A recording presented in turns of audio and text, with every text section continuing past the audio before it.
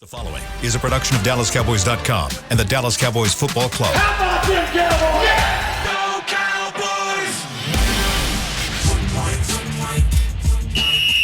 Let's go, baby! Are you ready for a break? Yes. Are you ready for a break? Absolutely. Ready for a break? Yeah, and so much for that. It's time for The Break on DallasCowboys.com. We were on the break! With Nick Eatman, Brian Broaddus, Ambar Garcia, and Derek Eagleton. It is Tuesday, October 25th, 2022, Season 18, Episode number 58. Welcome to the latest edition of The Break, live from the SWBC Mortgage Studios at the Star. We are presented by Miller Lite, the only beer of the Dallas Cowboys. We got so many topics we're going to hit today. This is what I call a gumbo show because it's going to be a little bit of everything in this show. And by the way, Brian, feel free to bring gumbo anytime you want on a Tuesday. I would be very happy to eat it. With the weather changing, Yeah. I think I will do that. We're not allergic to anything, right? We determined that? I am No not allergies My for anything? stomach can take everything. All right. Cats. All right. Well, I will bring you guys some gumbo then. With the weather now changing to be colder, we'll do that. How about that? Let's do it. All Now, right. don't do it next Tuesday because, and I still haven't even announced this to our team, but next week we're going to have, since it's the bye week, we're going to do what we normally do, the whole switch up. So, we're going to switch our shows around, and different people will be on different shows on Tuesday and okay. Wednesday of next week, as we do every year. So it shouldn't be a surprise to anyone, but I haven't talked to anybody about this yet. I just didn't want you to bring gumbo that Tuesday when you may not be on the show with me. I will not bring I will not bring gumbo to you Tuesday. Then. Yeah, How good. about that? Perfect. You'll be Let's on take that. Talking Cowboys. Yeah, you're going to be on Talking Cowboys. I already know that. You can't go any later than this. Right. I'm kind of at the mercy of the shows that have to be earlier Right. for me. So but, the All right, only you're on other Talking option for you Cowboys. is Talking Cowboys. You will be write it down, Nick. All right, there He's we going to go. be on Talking Cowboys. We know that. Brian. Mickey. Oh, How's Bean being messy? Like, why are you being messy, man? What do you mean? I'm not trying to get Mickey's messy. got his own show. Mickey's on Mix Shop. I will say this about Mickey though. Mickey and I don't always get along at all, but you know what? I know where Mickey stands. Yeah, no doubt about it. You never have to worry about Mickey. Mickey will look at you and say, "I hate you," and I'm like, you know what? I hate you too. But I always know where Mickey stands, and I always appreciate about him. I really, really do. Yeah, Stands right in the middle of the star. Stop it. What are you doing? All right, let's get into it, man. Let's talk first about injuries. We heard yesterday news on, actually it was over the weekend. We started hearing the news on Sunday, but I think it was confirmed yesterday. Jordan Lewis looks like he's out. It was interesting because Mike McCarthy and Dan Quinn both spoke about him. McCarthy calling him a keystone piece to the team, and Quinn saying he really represents all the things I love about our defense. He's tough. He's smart. He's a dog-ass competitor. There's a dude behind that injury, too, and we'll miss him. Why'd you look like that? It's funny to me because I love the way Quinn? Dan Quinn Yeah. talks. Yeah, he just drops him in there, He doesn't could he? be at church. And he Hope not. Well, he could be though, and you Let's wouldn't hope even not. know it. You know, Let's hope not. But yeah, Yeah. he seems like a mild-mannered kind of dude. So Good everything ass he prayer says right is there. kind of like whatever, and then Yeah. he just drops that F-bomb, and you're like, whoa, did he just? Yeah. That's just how he does it. Anyway, that being said, let's talk about what is the exact injury, and I guess at this point we know he's out for the year, but what is the prognosis of coming back from this injury? I don't really know what a Liz Frank injury is. Is it like a separation of the bones? I'm not even sure about that. That's what it is, though. I mean, Liz Frank, yeah. But I don't. Well, okay. I mean, what's Tommy John surgery? I mean, I don't know. I mean, I don't know what it is. I mean, it's a foot injury and you're out. So, but I looked it up. I mean, he's got 1 year left on his contract, so it's going to be interesting to see. I mean, I love Jordan Lewis. I'm wondering. I mean, maybe this is his last game for the Cowboys. Maybe that was his last game. And I know that's probably not what you're asking, but yeah, he can come back next year. But if you look at his contract and you look at where this team and how they've drafted the last few years, you do have to wonder. He could have had a really good season, and you would still be wondering what his future looks like there. So they're going to have to move on with, and they have fortunately they have drafted a lot of corners that they should be ready to play. Yeah, I think the thing that really was encouraging is that Deron Bland played really well against the Commanders. Mm-hmm. And the Commanders, we've kind of talked about what their receiving core really was, and probably lacking a quarterback there to make that thing really go. But he did a really nice job. He showed awareness. He showed toughness. Early in the thing, it was a little bit like, okay, I'm trying to kind of figure this all out. but he played well in training camp. He played well in the preseason. He got the opportunity to play, and he showed up well. And to Nick's point, you're going to have to make some decisions about some of these guys. Can you afford to keep guys, the Wrights and the Blands and those guys on the bench when you're like thinking these kids need to play. We could be better off with these guys playing. So the one thing is they have a little depth at that cornerback spot, and Bland could step in quickly and be ready to roll. See. Dr. Google here says that with surgery, you may be restricted from weight-bearing activities for as many as 6 to 12 weeks. Okay. So the likelihood, again, don't know the severity of the injury. Those are a lot of factors, I would assume. But obviously, this season's probably a wash. But certainly going into next year, you would think he'd be back to full strength. There's no reason to think he wouldn't be back to full strength. But as you mentioned, Nick, the contract is the issue. Yeah. And whether he played the whole season or not, the contract was still going to be the issue. I think right now he's going to count $6 million against the cap next year. You save about $5 million if he's released. And again, I'm not trying to say that, everybody loves Jordan Lewis, so it's a business. He probably knows it more than anything. I mean, follow him on Twitter. I mean, his personality and sense of humor is different than most. Obviously, he goes on the all-time list for me of fun players that we've had, just like people, fun players. Like he's on that all-time list. Did you see what he tweeted about Dan Campbell? About Dan Campbell's famous speech about taking my kneecap, and he said they went for the kneecaps and got a foot. It's just him. Pretty funny. Yeah. he is a very funny guy. He's a good dude. But and I love him. Would not want to see him go. I think he's a really, really good player. But at the same time, with Dan Quinn, and you talk about him, obviously it depends what happens with Dan Quinn himself next year. But he's one of those guys that now I see every defensive player, or I would say most defensive players, very interchangeable. By, what I mean by that is like, it's okay, like whoever needs to go because of contract or whatever, okay, thank you, see ya. But whoever comes in, I have full trust that Dan Quinn can develop that player. Whatever player he's in for, I'm in. So it's going to be interesting to see kind of how the defense as a whole, because we don't even know if he's going to be here next year, Dan Quinn, and what he's going to do. So we'll see what happens there. But if he is here, I have full trust that, whatever happens with a guy like Jordan Lewis or whoever else when it comes to contract, they would be fine. What's the difference between, say, Deron Bland? Let's assume he's the guy that fills in. What are the differences between him and Jordan from the standpoint of what you might be missing that you have with Jordan that you pick up with Bland, or vice versa? Kind of feel like that Bland is a little bit better tackler. I feel like, and the thing that Jordan Lewis has played well. They've thrown him in some assignments that I remember going back to that whole thing and having to carry the Saints, running back that one time in that game, and just, the plays, every snap, there were like 10, 12 plays where he was just every snap, and then he got the interception at the end you're just like going, damn, this guy gets it. He gets it. He's tough, played big games. That's the thing. But Bland is one of those kids, like you look at him and you go, okay, went to school at Fresno.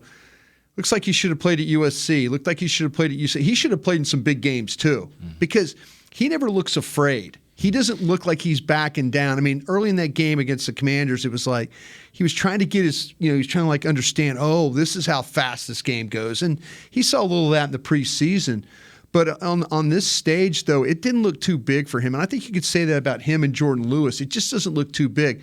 I think you get a little bit better tackler with Bland. I think you get maybe a little bit better, like if you have to carry routes outside. I think Bland can walk out there and go play corner, and you'd be just fine. If you said, play Bland at corner and put Brown inside, I think it would be fine. Jordan on the outside might struggle a little bit more than he would from the inside. So I think you get more of a complete player with Bland and that ability to carry. Let's talk about the offensive line. You got two players now that over the last couple of weeks you are now without. You got Matt Waletzko, you got Matt Farniok, both injured at this point. What's the problem? Is either one of them going to be back this year, or is it at this point you're expecting they're not going to be back this season? to my understanding, Farniok, has a hamstring strain. We have seen some hamstrings that last some. My fantasy team is dealing with one right now, and it's just got back the receiver in for the Chargers. Keenan Allen. Yeah. Oh yeah. Yeah, just got back this week. Yeah. Well, we've seen some too around here that last a long time, and maybe this is going to be pretty significant because you got a hamstring injury. He was ruled out very quickly in the game, so I bet you it's going to be a little bit. But I didn't know about the end of the season. Yeah, they could put him on IR because it'll be a 4-week thing. But let's go. Probably. Yeah, and I think with him, the sooner the better. This is something he's been dealing with. They like him a lot, and I think that if he can get this surgery, get back to the off-season program, get some strength in that shoulder, get some reps in the off-season workouts, he's a guy that can really provide some depth to this tackle position. But as for what they're going to do after that, they definitely have some issues there. They got to hope that Ball's ready. Jason Peters is still going to be a and factor. He can go guard, tackle, either one. Yeah. Now, what happens at backup center? That's what I was looking at right now, because if something happens to Tyler Biadasz, I think McGovern plays center, Peters would play guard, and that's kind of how you would have to go Lindstrom,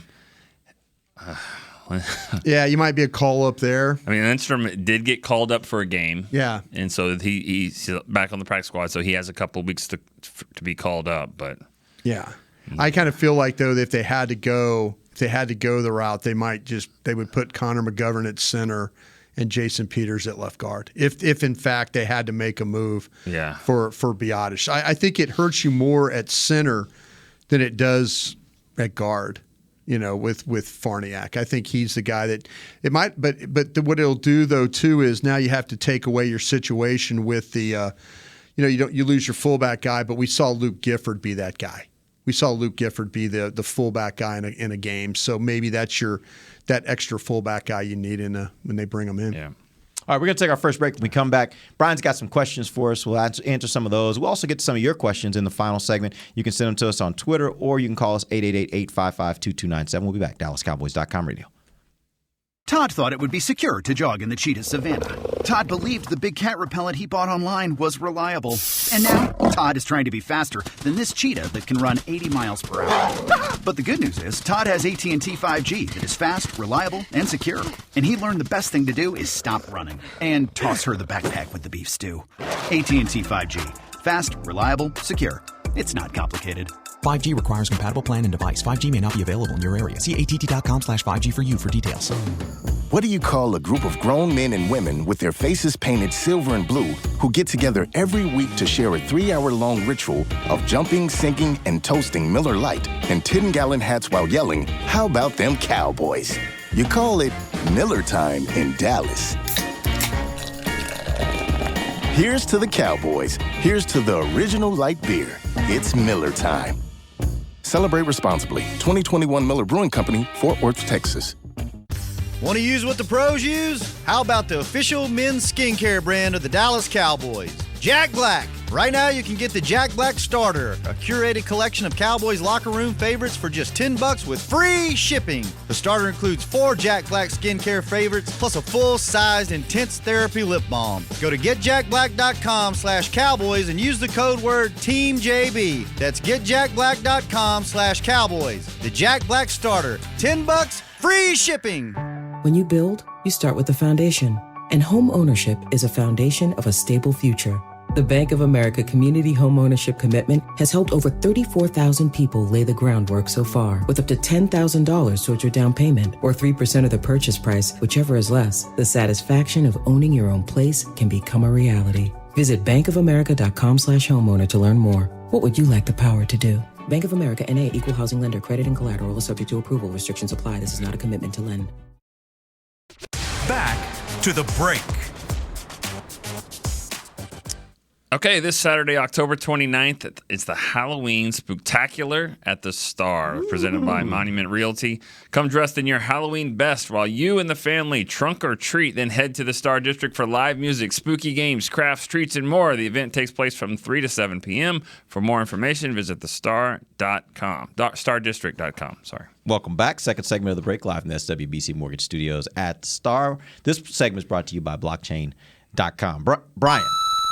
Got some questions for us? You got I do. For us? What you got? I do. I've got some questions here. I always, you guys, I get to test these questions on you guys before I actually get to go do them on the radio. So let's see what kind of response we get here. AG. The other way around. Maybe tomorrow we'll see that. How about that? Sorry. AG, how about this one for you? Start the day. More surprised by the play of Sam Williams or Jake Ferguson? That's a good one. He doesn't put out bad ones. I mean, seriously. Yeah. Brian's like George Strait. He just doesn't put out crap. I mean, like, this is good. Those are good questions. And usually it could be either. Yeah. The fireman. You know what? I'm going to say Ferguson because of the position itself. Honestly, to be honest, when the draft happened and all that, and this is gonna be dumb, but you can. It's easy to be judgmental just by what you first looks type of stuff. I saw Sam Williams. I'm like, he reminds me of Micah a little bit, and I feel like he can be that kind of a player or whatever. We'll see. As opposed to Jake Ferguson, when I saw him, I didn't see much that excited me. But the moment he stepped in here and he started doing things at training camp and seeing the way he was practicing and then seeing the response that he would get in preseason games from the coaching staff on the sideline. I got to watch one game from the sideline, and it was just like, wow, everyone's fully backing this guy up, and for good reasons. He has absolutely impressed me in the way that he's handled all the opportunities he's gotten so far. So I would say because of my initial expectations, I would say Ferguson for sure. Derek? I agree with that wholeheartedly. When on draft day, I remember reading up on both of them. And for me, Williams, it was never about his talent. It was never about his ability to play the position. It was always about his maturity. And quite frankly, that's what it's been since it's gotten here. He can play the position. He is a good NFL player. Maturity is where there's probably some questions, and it sounds like from what we've heard that's even getting better over time. But yeah, I think Ferguson, when I first, it was just kind of like, well, I don't know that he necessarily is even going to replace Schultz. He's just a body you kind of throw at it and see what happens. He's been far more than that. I think he's the most complete tight end they have on the roster. So if I had to choose between, by the way, I'm not really surprised by either one. From the moment you saw them both get here, there were things that popped and were like, oh, wow, both these guys can play. So I'm not really surprised, but if I had to choose one, I'd say Ferguson. Nick? I would say Sam Williams. I would, if you had told me at training camp that Ferguson in 7 games would have 8 catches for 67 yards and a touchdown, I'd be like, okay, that's good. That's good, solid contributor. Now the touchdown he scored was pretty awesome. I mean, that was an athletic move we haven't seen in a while. So that was a really cool play. And I know that position provides more than that, but I'm going to go with Sam Williams because we haven't. The social team hasn't asked to put Jake Ferguson as player of the game yet, as we tried to get Sam Williams the other day. That's an inside story, but how he flipped that guy up. He was the Cowboys pre and post game show. We were one flag away from us having a totally different conversation about Sam. You talk about that maturity thing. Like everybody thought that was going to be a penalty, including myself. We all watched it and were like, "Oh gosh." The guy in the booth, Romo, and they looked at the guy. Was it Perry or whatever? John Perry? I mean, he was like, "Yeah, should have been penalty." Yeah. So. I think it's Gene Steratore. Gene Steratore. He's a CBS guy. Was it? Okay. Yeah. Well, whoever they looked at, they were like, he was like, "Oh, that should be a penalty." Yeah. But what he's done though, I mean, I didn't expect him to flash that many plays, and so it's a close. It's 50-50, but I'll go with Sam on that. Derek, has Kelvin Joseph's play on special teams given you hope that he's turned the corner? No. And that doesn't mean he hasn't done well on special teams. That just means, for me, I still need to see it at corner. When you select a guy in the second round as a cornerback, your expectation is by year 2, he ought to be pushing for time. And right now, I think Deron Bland is clearly the next best corner on this team outside of those 3 starters. I don't even think it's a close competition, in my opinion. Now, there may be coaches, other people that believe differently. In my opinion, Deron Bland's the next best guy. That is a disappointment to me. So until he shows me at corner, you don't spend a second-round pick for a really good special teams player. Gotcha. I agree. And Brian, you always talk about on draft show about you drafted for traits. And that's what I think they did with Joseph. Obviously had some off the field issues going in, but traits wise, he had them. And so if you're going to put a guy on special teams, he's going to flash on that. He's got good speed and he's got, some awareness and he can get through all that stuff. But you're right, until he sees it at corner. No, he's doing it, he's learning it, and he's doing better. So you can have some hope. But if this was his career, I don't think you wouldn't be satisfied with that. Hey, G. I would say no as well. I'm still very salty about all those penalties that have been absolutely unnecessary and uncalled for. How many does he have now? Oh, gosh.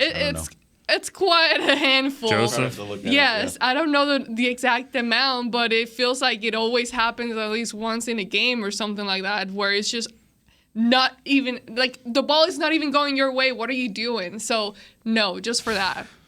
No. Salty AG, how about that? Yeah, when she says I'm salty, it's like, about what? Yeah. What are you salty about? take a number, right? Wow, you guys exaggerate. Hey, there's a show here. I can't agree with everything. Yeah, no, you're right. You're right. And that's just good for the show. It's just for the show. I think he's having fun playing, though. I think he's having, when you watch him play special teams, I think he's having fun. He's had his moments. Yeah, I think he's having fun. Look, I really do. And by the way, it could also be that's just part of getting him on the field, and that can help his development. That's the hope, right? That's the hope, for sure. Nick, statement in the preseason you wish you had back now. Man, statement in the preseason I wish I had back. Oh, that's a good one. Let's see, man. If anyone has one, they jump in because I don't want to have dead air. I know which one for you. Oh, okay. Center. He's improved a lot, and he's actually not necessarily been a problem. That's actually a good one, yeah. And that's one that you that's would good always memory mention. on your part because I was with you on that too. I was like, I think as a show, I think we all were kind of like, worried about the center position. Not me. You center. No, because I just thought they had bigger issues than that, and for me to be worried about the center at the time. Oh well, I I got one. Okay. I did. I was pretty adamant that Garibay would be the kicker on opening day. Like he's going to win the job. He's going to be a really good kicker in this league. Yeah, I'll take that one. Yeah. It was bad. Sorry. Yeah. Hey, G. You go first, Derek. I'm still thinking. Okay. Actually, I have a. But you're good at thinking for everybody else. Yeah. Yeah. I thought Anthony Barr would be a much bigger contributor on this defense. Yeah. And he has not been. He has been at best kind of up and down. 50-50 player. Exactly. Yeah. Another one would be. You only have to do one. This is not. Well, we're not at Notre Dame. You're not in the sin the other one confession actually, booth. But the other that's funny. The other one was actually the bigger one. I said that I believe that CeeDee Lamb was already the number one receiver. Sure. And being a number one receiver was not going to be different for him. Yeah. And I don't think he's ascended to that yet. And that doesn't mean he hasn't That's been a good good. admission. No, that's a good That's admission. not to mean he hasn't been good. That means that you mean when you're the number one guy, like you got to be consistent. You got to be on it every week. And I don't think he's done that yet. Well, speaking of wide receiver, I guess one that I can remember, I thought, I mean, I've been kind of ready to move on from him. It was Noah Brown, and I think he did a tremendous job during the whole weeks that, Dak was out, and then him working with Cooper Rush. I thought he was really, really good, and he's definitely a guy that I just didn't necessarily see or picture him fully stepping up to that level. So, yeah, that's one. I think my biggest, and I've had a couple, I'm like everybody else. I think you look at this team and you're starting to think, oh, this, that, and the other. We're talking about the center. I really didn't give that right tackle any credit at all. I did not give Terrence Steele. And I know, hey, grade him 65 plays. He has 2 bad plays. It's not like he has 12 bad plays. And I did not give him near enough credit for how he's playing right now. He is not the liability that I thought he was going to be. I said, hey, it's not the left guard's the problem. It's the right tackle that's the problem. So I wish I could have that one back because he is playing a lot better. All right. We at AG again. Mm-hmm. Percentage that the Cowboys at the trade deadline make a call or take a call. Give me the percentage they make a call or they take a call. I mean, I don't really know, but I would go with 1%. 1% they make a call? That they make a call? 1% they make a call? Whichever one, that there is a call. You don't see it happening at all. I just don't see something actually happening because when I go back and think about the offseason, the issues that they had and the way they did not address certain things, I just find it hard to believe that now they would. And then if so, what position would that be? And we talked about the wide receiver yesterday on here. Right. And you guys' thought on like the need that they need to kind of step it up at wide receiver. But if they haven't done something like that, even in the offseason when they were at they lost James Washington, they had some issues there, a lot of unknown questions. Gallup being out during the injury. You got Jalen Tolbert that wasn't really stepping up. So if it didn't happen then for them to bring someone in, I don't know if it would happen now. What do you guys think? I think it's 100% chance they will take calls because they're as deep on their defensive side of the ball as any team in the league, and that's what teams start targeting is who's got a lot of extra that we could maybe entice into giving us something, right? So I guarantee there's 100% chance that they are taking calls. Now, making a calls about 0.325, I don't know, some very, very low percentage that they're actually making calls. And that's just a part of how they do business. Like this front office is very much nobody is happy with you right now, Derek. I'm saying like they think of it I think they understand kind of from a business standpoint. When you're negotiating, the person that makes the call is probably the person that has less negotiating power, right? The person that takes the call has more negotiating power. So I don't think I don't think that's something they normally do is make the call. I think even on draft day, I don't think they make the call a lot. I think they're more often going to take the call because they want to be in a position of, well, you need something from us. So let's talk about what you need and let's talk about what you're going to give us in order to get that. I think they look at it like that. So I don't think I don't think they necessarily feel like they have to go out and get anything necessarily. If something falls to them, great. But I don't think they'll take a lot of calls. I mean, I don't think they'll make a lot of calls. I think they'll be a little bit more aggressive than y'all think, honestly. I really think Jerry views this team as pretty close, and when that happens, but you still have some area of needs. So I think it's in the process of, like, I agree, taking the call, then you take it from there. Like, okay, well, if you're wanting this is kind of what we're looking for. I think wide receiver may be something that you have to evaluate. I don't know that. I'm not just saying that I'm hearing that. I just think this isn't good enough. Wide receiver isn't good enough. And I'm not saying it's at the level where they had to go get Amari Cooper a few years back. But do you think they see it that way? Then they're not watching the games. Well, that's just because if you don't see, I mean, it's evident, right? I mean, they don't have a playmaker at receiver, really, like a true playmaker. And if you want to call CD a playmaker, that's fine, but he needs some help too. But are you going to be able to get, at this time of the year, are you going to be able to get a guy that's better than CD? Or are you saying just give me another guy that's like Gallup and that's enough? Because then you're just adding more kind of those middle tier guys, right? I'd give a fifth back to Cleveland if I could get a veteran route runner. Somebody separate. Maybe. I just hate that. They got a lot of receivers too. I've seen 3 for 75 the other day. They got a lot of receivers. I just hate that move. I don't like it at all. The Amari Cooper I'm talking about. And you haven't changed your mind on that one. That's not whether you're going to go back on and say, I messed that one up. But I'll say this, though. I mean, the Dorrance Armstrong. At the retirement party. There we go. At the retirement party, Nick's going to go, I tell you what. That move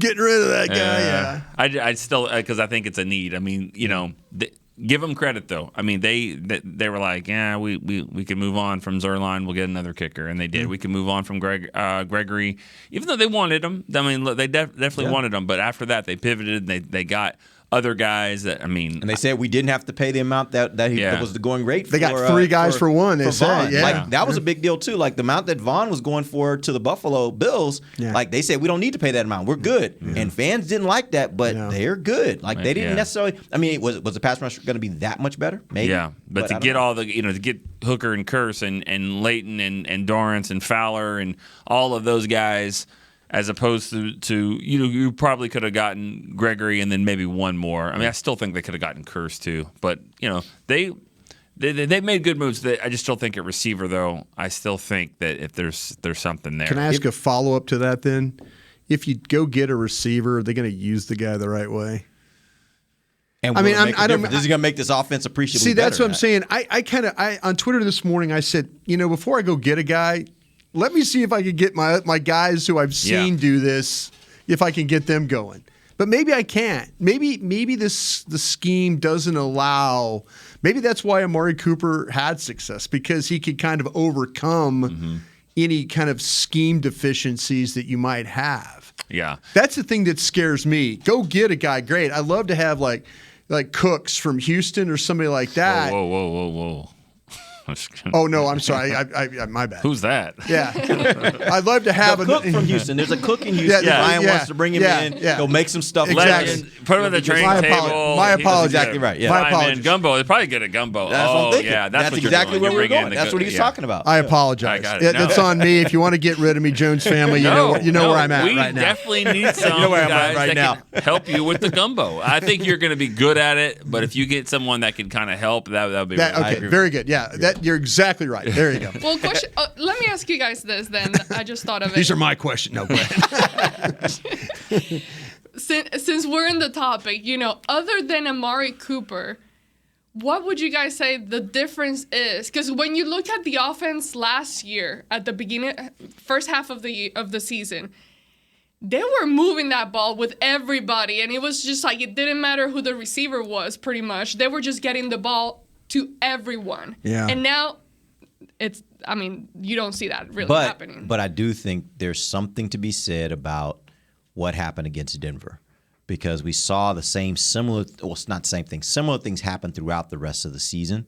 And I'm wondering if for teams that have the ability to do some of those kinds of things, is that still hinders? It doesn't happen every game. By the way, second half of the year, that's one of the biggest misnomers out there, is that Dak was horrible the whole second half of the year. He was not. No. They played some games where he put up some huge numbers. But I do think that it did rear its head in certain games where the offense just could not move. And I wonder if it's one of those things like we talked about with Philly. You're not going to face Philly every week, but when you face teams that can do what they do offensively, you might have some problems because it does expose your weakness. Well, and also you look at it too, like your 5th best receiver last year has been your 2nd best this year. Like that's been the difference. I mean, you had Cooper, you had CD, you had Gallup, you had Cedric Wilson, then you had Noah Brown. And now until Gallup has gotten back, Noah Brown's been the number 2 guy. Yeah. So that just kind of shows that, followed up by Tolbert and Fehoko and all that. So just from a talent standpoint, I think that's been a big difference. Not just the one, it's all the other guys. Yeah. Yeah. And actually, that's a point you made. I remember you making that in the offseason. Like, it's not the fact of CD being the one. It's about everybody else having to slide up now in the 2 and the 3 and the 4. And everybody's now having to be up one peg higher. Can they do that? That's just really the issue. Yeah, because you look at other teams' number 2 corners, like Anthony Brown on this team. Big difference, I think. Not a huge difference, but a big difference between 1 and 2 in the corner. And so when you're able to go with Cooper and CD and Gallup going up against their 2 and 3 corners, I think that's when a lot of mismatches. But when you switch it up with Noah Brown and who's the rookie that played? I forgot his name. The rookie number 3. He's not number 3 anymore. From the receiver from this Western Illinois guy. The kid for the Houston. Houston. Yeah. Yeah. Got it. I know who you're talking about. Okay. I forgot all about it. Yeah. Right. But he played the first game. He played a little bit, and so I think that's where the big difference is that Cedric Wilson was your 4th best receiver, and now and you wish to have him. Let me ask you guys a one-word answer here. One-word answer. Is there any defense in the league you would trade your defense for somebody else's defense? Just give me a team or a one-word answer. Because I want the player. Yep. I want the guy. Exactly right. So, there's some good defenses out there. Yeah. None of them has Micah Parsons. Right. I want him. I want the player. You're right. Like talking. Trading your family, Brian? Like this is our family out here. Would you trade your family for a better offense? No. Would you trade your family for Kansas City's offense? No. Mom is listening. Stop. Don't even think about it. What are you doing? Buffalo's offense. Stop giving me options. I don't want to hear them. Buffalo? Kansas City? Mahomes? Anybody? Sorry, Grandma. Allen? I have that cousin I don't like. So maybe that cousin I don't like, maybe so. I don't know. All right, let's take our final break. When we come back, we do have some fan questions. We'll get to some of those in the third segment of the show. Thank you guys for joining us. We'll be right back. DallasCowboys.com radio. The season is finally here. For months, we've been gearing up to win. Now it's time for the team that performs on any field. United Ag and Turf. With John Deere zero turns for mowing, compact tractors for loading, mini excavators for digging, Gator utility vehicles for hauling, implements for grading, hay tools for baling. United Ag and Turf. For winning. The official Ag and Turf equipment supplier of the Dallas Cowboys. Visit UnitedAgAndTurf.com for more. Todd thought it would be secure to jog in the cheetah savanna. Todd believed the big cat repellent he bought online was reliable. And now, Todd is trying to be faster than this cheetah that can run 80 miles per hour. But the good news is, Todd has AT&T 5G that is fast, reliable, and secure. And he learned the best thing to do is stop running and toss her the backpack with the beef stew. AT&T 5G. Fast, reliable, secure. It's not complicated. 5G requires compatible plan and device. 5G may not be available in your area. See att.com/5G for you for details. This week! Did you get to work on time? Yeah, but I just realized it's Sunday. Little Sweet says head on home. Dr. Pepper's on its way. So sweet, unique. Baby, there's nothing better. I bet you've probably done something that deserves a Dr. Pepper. Did you invest your nest egg in an NFT? Yeah, and I don't even know what that is. It's a non-fungible token. Everyone's done something that deserves a Dr. Pepper. When you build, you start with the foundation. And home ownership is a foundation of a stable future. The Bank of America Community Homeownership Commitment has helped over 34,000 people lay the groundwork so far, with up to $10,000 towards your down payment or 3% of the purchase price, whichever is less. The satisfaction of owning your own place can become a reality. Visit bankofamerica.com/homeowner to learn more. What would you like the power to do? Bank of America N.A. Equal Housing Lender. Credit and collateral is subject to approval. Restrictions apply. This is not a commitment to lend. Back to the break.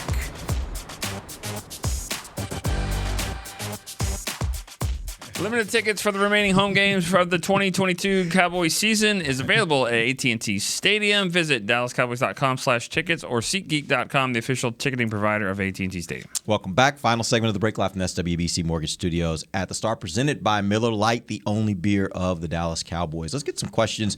Fans have been tweeting me this morning. I got a question first from Antonio Aaron Walker. He says, is Jalen Tolbert playing this year? And if not, will the Cowboys attempt to trade a D lineman for a receiver before the deadline? What are your thoughts on Jalen Tolbert? Let's talk about him. We haven't talked about him enough. Yeah, it's been a real shame. It's nice to see him out there at least being active and on the special team stuff. You know, I mean, he was trying to get a block on that return. It was funny. The running back was the one that missed the block, Malik Davis. If Malik Davis holds his block, that thing's going to the house. And Kelvin Joseph tried to help Malik Davis get a block. He went and blocking his guy to go block another guy. So that was positive itself. But I think the things with and I just think they threw a lot at that kid. Mm-hmm. And it's some of these kids, like when we saw with Micah Parsons. Remember that in Oxnard they were rushing him, they were dropping him, they were doing everything. He was going back and forth between drills. And I think the one thing that really kind of hurt Tolbert was they had to throw him in the deep end of the pool.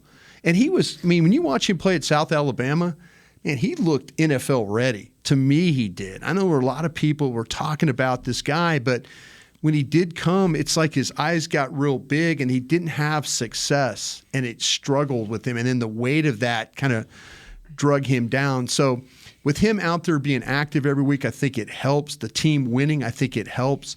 They haven't had to use him yet. They haven't. At least he's active every week, and he has an idea of how this works, the intensity of it. But man, I mean, they don't practice a whole hell of a lot. They don't get to go out there and have those good training camp practices just because Mike believes in the health of the team, and I think he's absolutely right. But man, it's a struggle. He's behind. and the other guys are playing better than him right now, and that's just reality. Yeah, I mean, we said it a few weeks ago, and I'll reiterate it. I mean, 8 catches as a freshman at South Alabama. I mean, it took him a little bit there, and then his sophomore, junior year, I mean, he was really good. And so what I think he needs to do, and I don't know the setup over there, but I mean, I bet Dak's got like a pool house or something over there in the Dak yard. I think he needs to stay there, hang out with them. You mean like summer. actually live? Yeah, just live there for a few months. It's not a bad idea. And then you get up in the morning, and then go run routes and with Dak and play in the Dak yard. I think that's what helped with Cedric Wilson. I think Noah Brown's helped with that, and just get some offseason work with the quarterback. As long as he's active. Dak helped get him here. Dak was. They asked him, "What do you think about this guy?" And he really liked him. They used his input there. So Dak, knowing that, and you know how it is in the scouting world. When you stand on the table for somebody, they remember. You want to make sure that That's so your guy. You protect him. So I think you're right. A lot of things happen with him. Let's just see. I bet fast forward to training camp next year, and I bet we're going to be talking about a guy that's really contributing. All right. Let's go to our phone lines. We got a call from Brown Lou in Bermuda. What's going on? Hey, good afternoon, guys. Hello from sunny Bermuda. Awesome. Beautiful place. Yes, lovely. I have a question for you guys, right? The Cowboys have a history of when they have an injury, they tend to put in one player instead of shifting. Do you think they would do the same thing with, like, say, putting DeRon Bland at the slot cornerback instead of putting him at cornerback and leave Anthony Brown there? Okay. What do you think you guys think? Thanks for the instead call. of like swapping both, two positions. Yeah. Thanks for the call. Okay, thank you. Okay, bye-bye. Tell you, one of the greatest experiences I've ever had in my life was going to Bermuda and having lunch with the Minister of Tourism. My man had on a crisp white shirt, pink tie, pink jacket, white Bermuda shorts, white socks, white shoes. We all wore Bermuda shorts and we dressed up like the thing. And it's one of the friendliest countries I've ever been to in my life. When you were there, did you ever have a worry about LSU's slot corner and who was going to play at corner? I'll tell you what. I give this guy I credit looked out the hotel window and I never ever thought about football. Never. But no, and I'll tell you what, that just shows you your fan base right there. Yeah, and that's that shows you the intelligence of your fan base right there. Nick, go ahead. Well, you're right. I mean, do you like to do two positions or one? If he can come in, DeRon Bland can come in and play that same role, then I think there's a reason why that no one beat out Anthony Brown at corner. Right. Anthony Brown's a good outside corner. Now, slot corner is a different animal, and if you can't do it, Anthony Brown can. So it's a great question, and it's one that they're going to continue to answer. Right. I think they're going to go for DeRon Bland being the guy. Right. But if he struggles in there, you find some shifty receivers that give him problems, they may go that route. And then when that happens, if it happens where Anthony Brown goes in, now it opens things back up to the outside corner. Is it DeRon Bland? Is it Kelvin Joseph? Yeah. Is it Nashawn Wright? Here's a question, and I don't know. I think I remembered one of the two of you guys saying at one point during training camp that you thought Anthony Brown was the second best slot corner on this team. I did. Was that you? Okay. That was me. All right. I thought somebody had said. I thought Anthony Brown. That might be one of those statements we were talking about things you had back. Yeah. Him and Dorrance Armstrong were my two guys that I really thought were going to elevate game. And I really, and they have. Yeah. I mean, the thing with Anthony though, I wish the more aggressiveness. I wish he played with a little bbit more aggressiveness. And I think that's been an issue for him right now. But, I mean, he's capable. God, the guy's got talent. You can play him inside. You can play him on outside. He needs to make some plays. I think that other day, that long completion they had on 3rd down and 16 or whatever it was, and he's pedaling, and then the guy breaks and he just keeps pedaling, and you're like, Anthony, come on, man, you've seen this 1,000 times. You've driven on these plays. You've gone over, you've played offhand. And so, yeah, it's been a little bit of a struggle for him. But to Nick's point, he's absolutely right. If Bland can't handle it, they'll kick Brown inside and they'll figure out something with Bland on the outside or Wright on the outside. Go ahead. Joseph maybe as well. Yeah, I mean, the thing about that is Anthony Brown, I know he had his issues on Thanksgiving with the penalties. For the most part, he's pretty good there, and you have to learn how things are getting called. It scares me to put a rookie or even Joseph out on the outside. it's a 40 or 50 yard penalty. Yeah. I mean, it's just, I don't know if you see him as bad in the middle of the field. Defensive holding is better 5 yards. than pass interference. Yeah. That kind of concerns me a little bit. I think I'm hoping that Deron Bland could be on the inside. I'd keep him there because I think on the outside you're dealing with some bigger issues. And some other things to think about is when you start thinking about the Cowboys' schedule, maybe Minnesota. I'm trying to think of teams that have a slot receiver that's a problem. And obviously you've already dealt with Kupp. You already dealt with that. That's already bygones, right?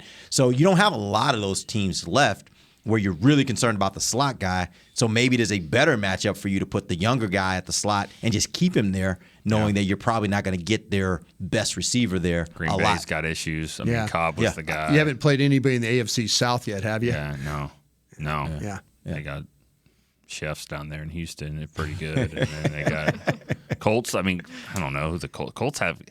Well, they're about to have Sam Ehlinger at quarterback. I know that, but yeah. You excited about that? Yeah, I want to see what he can do because he played well in the preseason. Let's see what he can do in the NFL. Yeah. All right. Let's go ahead and get the next question here. We got a question from – actually, we'll get one more. We got a question here from Shafiq Varani. He says, why doesn't Kellen feature the screen pass more prominently in the offense to get Zeke and Pollard out in space and create more yak? Brian, screen game. Man, it's miserable. Didn't they do it a couple times? I felt like they did some. I thought I saw some screenish plays. Yeah, well, they tried to run the screen the other day, and they got a block in the back, the tight end screen. And that was a bad block in the back. That's a bad block. A lot of times, the guy turns at the last second and they call it, but that one was just. Yeah, this is the thing. By the way, receivers at Indianapolis, Pittman and Pierce and Campbell are the guys that they use. Not Kiki Pierre. Kati is on injured reserve for them right Pierre now. Garcon is not. No Pierre Garcon or Wow. Pierre Garcon or Harrison or Reggie Wayne. Anybody else you want to bring up? Wow. T.Y. Hilton is no longer. Look, Reggie Wayne's son's about to come into the NFL. That's Dallas Clark. Anybody else? Some guy named Moncrief. But yeah, no, their coordination for their getting those linemen out has been horrible. They just it's a struggle. They just don't, like the center bumps in. Heck, they ran a reverse the other day and they had 3 guys blocking 1. And then 2 other guys make the tackle for a gain of 4. We can't even coordinate getting outside on the, they run the ball well, but it's just been a big problem because of the back's ability to get out. And then also, though, the lineman's ability to get out. And then you have a situation where these receivers on the edge, you get penalties out there. It's just a mess. It really, really is. And it's a shame because you watch everybody else in the league that throws screens. It just is a devastating play, especially against teams that really rush the passer well. It could be a big play. I mean, they're gonna pop one. They just have to because think about it'll be by accident. When you have Pollard.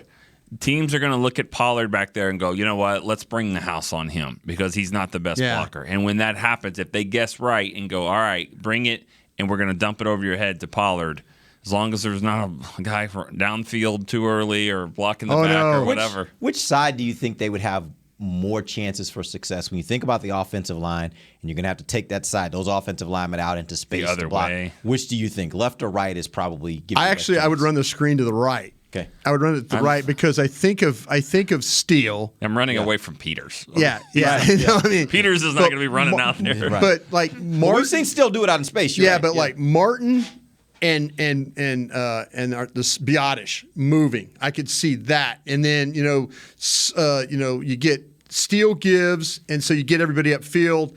Now you get rush upfield. Now you get Martin and Farniak out.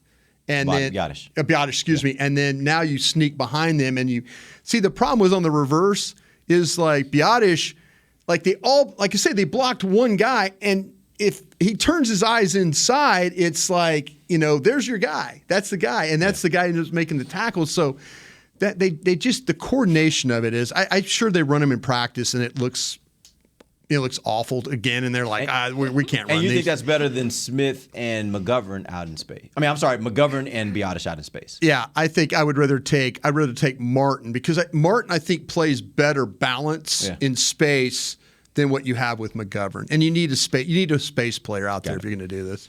All right, we appreciate you guys joining us. We're back tomorrow. Is that 7 minutes on screen talk right there we just gave We up? do that every week here Yeah. on the break. We'll be back tomorrow. We're going to jump into the next matchup, Cowboys versus Bears. We'll talk about that Bears offense. Got your attention last night, didn't Yeah, it? they did. Talk about the Bears offense versus the Cowboys defense. Still in for Nick Keeman, Brian Broaddus, and Amber Garcia. I'm Derek Eagleton. This has been The Break, live on DallasCowboys.com radio. This has been a production of DallasCowboys.com and the Dallas Cowboys Football Club. How about this, Cowboys?